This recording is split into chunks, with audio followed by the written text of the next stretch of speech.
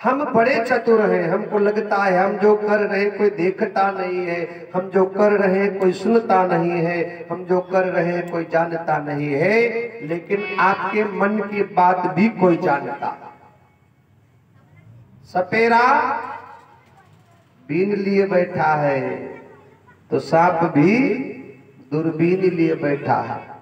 तुम डाल डाल वो पात पात। इसलिए ये मत सोचना कि हमारे कर्मों को कोई देख नहीं रहा है।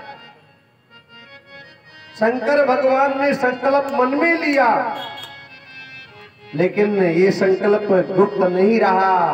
देवताओं को खबर लग गया कि भगवान शंकर ने कोई संकल्प लिया है। एक बार एक गुरु के दो शिष्य थे, दो चेले। तो गुरु जब वृद्धावस्था में प्रवेश कर गए ना, तो गुरु ने विचार किया कि अपने जीते जी इनमें से एक को वारिस बना दो, उत्तराधिकारी तो ठीक रहेगा, बाद में दोनों झगड़ा न करने लग जाए आश्रम को लेकर के। तो गुरु ने कहा कि भैया हमारे न रहने के बाद इसका उत्तराधिकारी कौन होगा?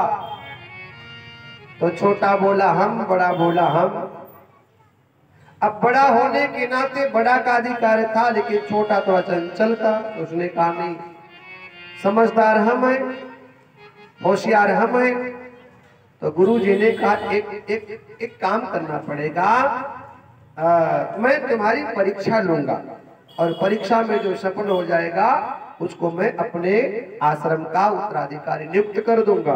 तो भैया गुरु जी ने परीक्षा लेने के लिए दोनों शिष्यों को एक एक कबूतर थमा दिया, कबूतर।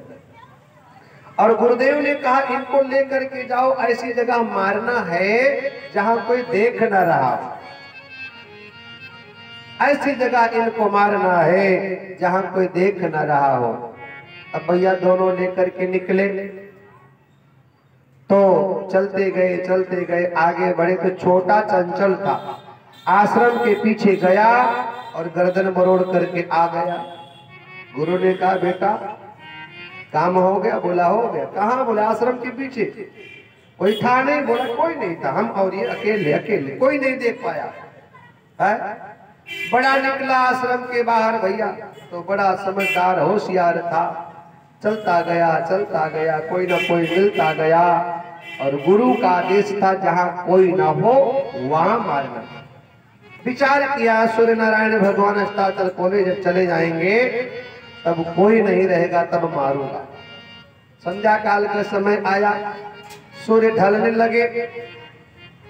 मन में विचार आया अब तो कोई देख नहीं रहा है, लेकिन तब तक देखा संध्या काल का समय था। गांव में चरवाहे लोग गाय भैंस चरा कर खेती बाड़ी करके किसान लोग देर सवेर आ रहे हैं, और किसी की नजर पड़ गई तो गुरु ने कहा जहां कोई ना हो वहां मारना।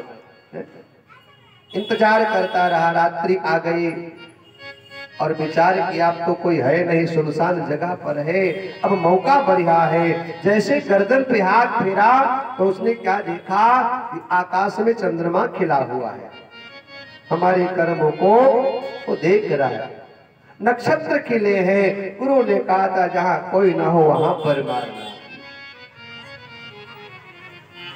प्रतीक्षा किया, चंद्रमा अस्त हुआ, नक्षत्र भी सो गए। जंगल में गया, गर्दन पे हाथ फेरा तो उसको जंगल में जुगनू दिखाई पड़े।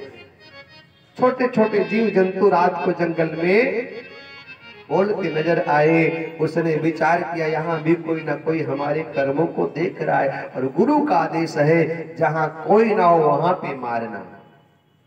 प्रतीक्षा करता रहा, एकांत ढूंढता रहा, नहीं मिला। संजोग से गुफा मिल गई, गुफा प्रवेश कर गया। बिल्कुल अंधेरा था, ना कोई पशु, न पक्षी, न जीव, न जंतु, न कोई शब्द, न कोई इंसान, न कोई जानवर, बिल्कुल सुनसान अंधेरा, बिल्कुल अकेला। और हाथ में कबूतर, गर्दन पे हाथ फेरा। मन में ख्याल आया यहाँ तो कोई है नहीं, और जैसे मरोड़ने के लिए आगे हाथ बढ़ाया, विचार बदल गया। गुरु ने कहा था जहाँ कोई ना हो वहां मारना है, यहाँ और तो कोई नहीं, लेकिन परमात्मा यहाँ भी मेरे द्वारा किए गए कर्मों को देख रहा है। लौट आया गुरु के पास, उदास था। गुरुदेव आपके आज्ञा का पालन नहीं हो पाया। क्यों? एकांत नहीं मिला। बोला गुरुदेव जहां जहां गया कोई ना कोई नजर आया, चरवाहे नजर आए, किसान लोग नजर आए, चंद्रमा नक्षत्र तारे नजर आए, जुगनू नजर आए। एकांत में गया तो सही, संसार का कोई व्यक्ति नहीं था। लेकिन गुरुदेव सच बताऊं, अंतःकरण से आवाज आई कि तुम्हारे द्वारा किए गए कर्मों को संसारी व्यक्ति तो नहीं लेकिन परमात्मा देख रहा। इसलिए मैं लौट आया। गुरुदेव ने हृदय से लगा लिया, बेटा मुझे ऐसा ही तो शिष्य चाहिए जो सब जगह परमात्मा को देखता हो। तारों के तेज से चांद छुपे नहीं, सूर्य छुपे नहीं, बादल छाए रीढ़ पड़े रजपूत छुपे नहीं, दाता छुपे नहीं, जाचक आए घूंघट के पट नैन छुपे, पर चंचल नारी छुपे न छुपाए। कभी गंग कहे सुनो शाह अकबर कि भैया कर्म न छुपे भभूत रमाए। तुम कितना छुपाओगे, तुम्हारे कर्म उजागर होंगे, तुम कितना दबाओगे। खैर खून खांसी खुशी बैर प्रीत मदपान, तुलसी दाबी ना दबे जानत सकल जहान। हमारे आपके द्वारा किए गए कर्मों को कोई ना कोई देख रहा है। सूर्य चंद्रमा देख रहे हैं, आकाश पाताल देख रहा है, दिन में दिन रात को रात देख रहे हैं। संसारी व्यक्ति देखे न देखे लेकिन अदृश्य शक्तियां हमारे द्वारा किए गए कर्मों को देख रहे हैं। इसलिए आए हो जब निभाने किरदार जमी पर, तो ऐसा कुछ कर चलो कि जमाना मिसाल दे, अच्छे कर्म करो। है? भगवान शिव के मन का संकल्प देवताओं को खबर लग गया कि भगवान शंकर ने संकल्प लिया है, और देवताओं ने भगवान शंकर की प्रशंसा कर दिया। हे महादेव आपकी जय हो, जय हो, जय हो। क्योंकि तुम्हारे बिना ऐसा कठिन व्रत कोई ले नहीं सकता है, तुम्हारे बिना ऐसा संकल्प कोई ले नहीं सकता है। चलत गगन भय गिरा सुहाई, जय महेश बलि भगत दृढ़ाई। आपने बढ़िया संकल्प लिया। अब देखिए संकल्प शिव ने लिया, देवताओं ने आकाशवाणी के माध्यम से उसको प्रकट कर दिया भगवान शिव की प्रशंसा करके। मैया सती भगवान शिव के निकट आई और सती ने कहा, बाबा सच बताओ आपने कौन सा संकल्प लिया है? इन कवन पन काहू कृपाला, सत्य धाम प्रभु दीन दयाला। इन कवन पन काहू कृपाला, सत्य धाम प्रभु दीन दयाला। इन कवन पन काहू कृपाला, इन कवन कवन पने कहु कृपाला, सत्य धाम प्रभु दीन दयाला। कवन पने कहु कृपाला, सत्य धाम प्रभु दीन दयाला। यहाँ देखिए संसारी व्यक्ति के मन में भेद कैसे है। शंकर भगवान से सती कहती है कि इन कवनपन काहू कृपाला, सत्य धाम प्रभु दीन दयाल। ए परमात्मा आप तो सत्य बोलने वाले हैं, बताओ ना आपने कौन सा व्रत लिया, कौन सा प्रण लिया, आपने कौन सा संकल्प लिया, आप बताओ ना। है? देखिए ये जीव का भेद है। खुद सती भगवान शंकर से छुपाती है। शंकर भगवान ने पूछा, गई समीप महेश तब हंसी पूछी कुशलात, लीन परीक्षा कवन विधि सत्य कहो सब बात। भगवान शंकर ने भी सती से कहा सत्य कहना। तब सती झूठ बोली थी। झूठ बोलने वाली सती अपने पति से सत्य की उम्मीद लगा करके बैठी है। झूठ बोलने वाली सती शिव से कहती, जरा सच बताओ ने कौन सा संकल्प लिया, कौन सा व्रत लिया, कौन सा प्रतिज्ञा किया है? ये राम कथा का दर्शन है। अक्सर में हम अपने आप को ज्यादा चालाक समझते हैं, सामने वाले को हम मूर्ख समझते हैं, बेवकूफ समझते हैं। अपने दिल की बात हम उसको नहीं बताते हैं, लेकिन हम चाहते हैं कि सामने वाला अपने दिल की बात हमको बता दे। अपनी बात तो हम छुपा लिया करते आपसे, लेकिन हम चाहते हैं आप अपनी बात हमको बता दो। ऐसा हो नहीं सकता। जब तक हम आपको अपने मन की बात नहीं बताएंगे ना, तब तक आप अपने मन की बात हमको नहीं बताओगे। किसी के मन की बात को जानना है तो पहले अपने मन की बात को रखना पड़ेगा, नहीं तो ध्यान रखना, जितना तुम चालाक हो ना, उससे सामने वाला 100 गुना अधिक चालाक है। जितना तुम चतुर हो, उससे कई गुना ज्यादा सामने वाला चतुर है। जितना तुम छुपाते हो, उससे ज्यादा सामने वाला छुपाता है। सती भगवान शिव की पत्नी है और संकल्प के साथ भगवान शंकर ने त्याग दिया है। कहती हैं आपने कौन सा संकल्प लिया है, सच बताओ। परंतु भगवान शंकर इस बात पर मानो पर्दा डाल दिया करते हैं। तुलसी बाबा लिखते हैं, यद्यपि सती पूछा बहु भांति, तदपि न कहो त्रिपुर आराती। भगवान शंकर ने नहीं बताया और यहाँ सती के मन में अनुमान लगा कि हो ना हो भगवान शंकर ने मेरा त्याग कर दिया। सती भगवान शिव के साथ कैलाश पर्वत की तरफ और भगवान शंकर कैलाश पर्वत पर पहुंच जाया करते हैं। भगवान शिव समाधि में चले जाया करते हैं और सती भगवान शिव के आसपास में बैठी तो हैं, लेकिन सती को बड़ा कष्ट हो रहा है, बड़ा दुख हो रहा है। शिकायत की जो दिलवर से, तो दिल कहने लगा चुप रहे, क्योंकि मुकद्दर अपने किस्मत का बनाकर खुद बिगाड़ा है। मुकद्दर अपनी किस्मत का बनाकर खुद बिगाड़ा। कभी कभी मन में बेईमानी हो, मन में चालाकी हो, मन में कपट होना, तो भगवान के निकट बैठे रहोगे तो भी मन नहीं लगेगा, है ना। देखिए सती भगवान शिव के निकट बैठी है, लेकिन मन में जो कपट था, जो छल था, जो प्रपंच था, जो चालाकी थी, परिणाम ये हुआ कि शिव के सानिध्य में है तो सही, लेकिन कष्ट पा रहे, दुख पा रहे है? सीता लंका में है, पति से दूर है, लेकिन निज पद नयन दिए मन, राम पद कमल लीन। सीता जी राम से दूर हैं, लेकिन राम को प्राप्त कर लिया करती हैं। सती शिव के निकट हैं, लेकिन इनसे दूरियां बनाना पड़ेगा, बनेगा। सती भगवान शिव के पास बैठी हैं, लेकिन मन में बड़ा कष्ट है, बड़ी ग्लानि है, बड़ा दुख है, बड़ी पीड़ा है। विचार करते हैं पहाड़ जैसा दुख कैसे दूर होगा। मैंने भगवान का अनादर किया, उसका परिणाम मुझे मिल रहा है। और भगवान से प्रार्थना करती है, हे परमात्मा, यदि मनसा वाचा कर्मणा से मैं शिव की ही सर्वस्व हूँ, तो जितने जल्दी हो सके ये मेरा शरीर छूट जाए। देखिए जीवन इसको सरल बनाइए, जिंदगी को सरल बनाइए। और जिंदगी सरल तब होगी जब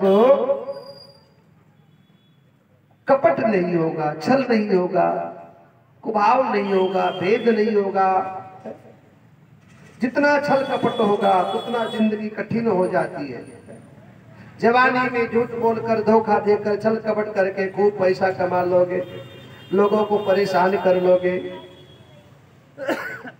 लेकिन वही छल कपट, वही फरेब, वही तुम्हारा धोखा वृद्धावस्था में तुम्हें धोखा देता है। इसलिए जिंदगी को सरल बनाइए। और जिंदगी सरल तब बनेगी जब आप छल कपट से दूर रहोगे। सती का जीवन जो है वो बड़ा कठिन हो गया। देखिए है तो भगवान शिव के बगल में बैठी हैं, लेकिन जीवन भार हो गया है। भगवान शिव से मृत्यु का वर्ण करना चाहती है, भगवान से वरदान मांगती है, मेरा मौत हो जाए, मेरी मृत्यु आ जाए। अब विधि अस बूझिए नहीं तो ही, शंकर विमुख जियाए से मोही। मैं शिव के वियोग में विमुख में मैं जीवित नहीं रह सकती हूँ। और ऐसा भगवान शिव के निकट बैठी सती पश्चाताप कर रही हैं और कहती हैं, आप ऋषमदर्शी हैं, ऐसा कोई उपाय करो, मेरा शरीर छूट जाए।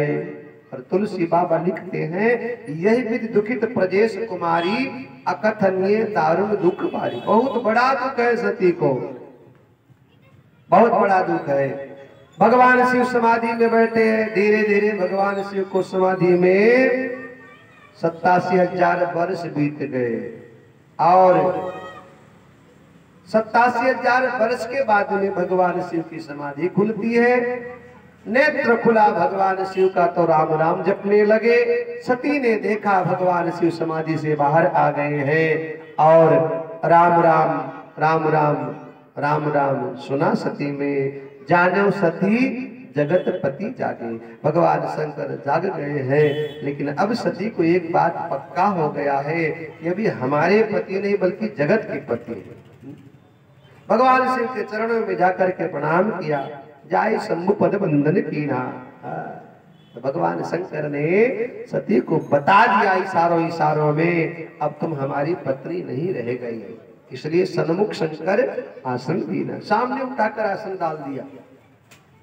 पत्नी का स्थान पति के वामांग में होता है, सामने माँ का स्थान होता है। ये सनातन की बड़ी सुंदर व्यवस्था है, ये परंपरा है। हर व्यक्ति का अपना स्थान होता है। पत्नी को कहाँ बैठना चाहिए, माँ को कहाँ बैठना चाहिए, किसके साथ कहाँ बैठना चाहिए, कैसा व्यवहार करना चाहिए। महाभारत का युद्ध होने वाला था तो भगवान कृष्ण के पास अर्जुन भी गए सहायता मांगने के लिए और दुर्योधन भी गया सहायता मांगने के लिए। तो दोनों पहुंचे सहायता मांगने के लिए। अर्जुन भगवान कृष्ण के चरणों में जाकर बैठ गए और दुर्योधन कहाँ बैठा, सिर पे सिरहाने बैठ गया। अब सामने कोई व्यक्ति बैठा हो और जो व्यक्ति सोया हो जब उठेगा तो सबसे पहले उसकी दृष्टि सामने पड़ेगी, जो चरणों में बैठा हुआ है। दुर्योधन मांगने तो गया है लेकिन सिरहाने बैठा हुआ है। और इसलिए भगवान कृष्ण ने ये दुनिया को बताया कि तुम जहां जा रहे हो वहां किस भाव से जा रहे हो। मांगने के लिए जा रहे हो तो तुम्हें छोटा बनना पड़ेगा।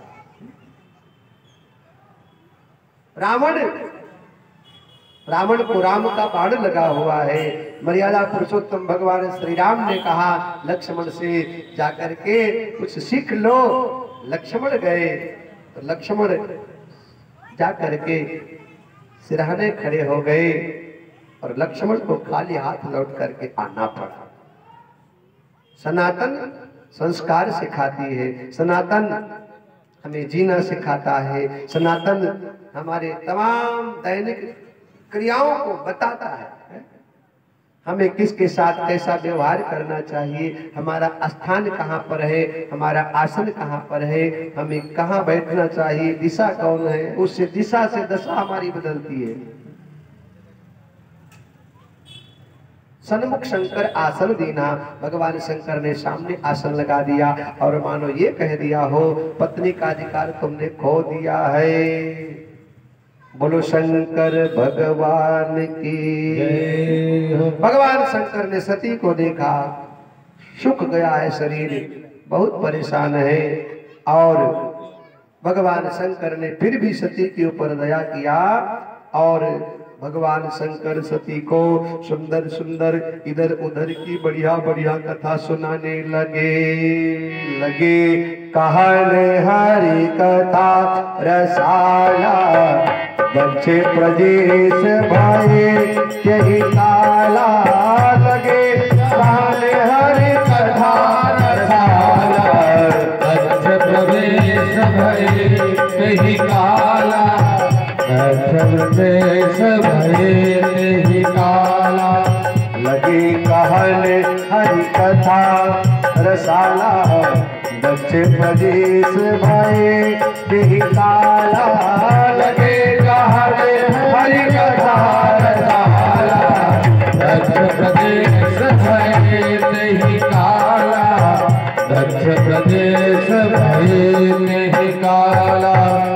भगवान शंकर सती को देखते हैं तो सती सुख गई है, लेकिन भगवान शिव को सती के प्रति दया है। इंसान गलती पर गलती करता है, गलती पर गलती करता है, गलती पर गलती करता है, परंतु भगवान है उसको मौका देते हैं, ए भैया अब सुधर जाओ।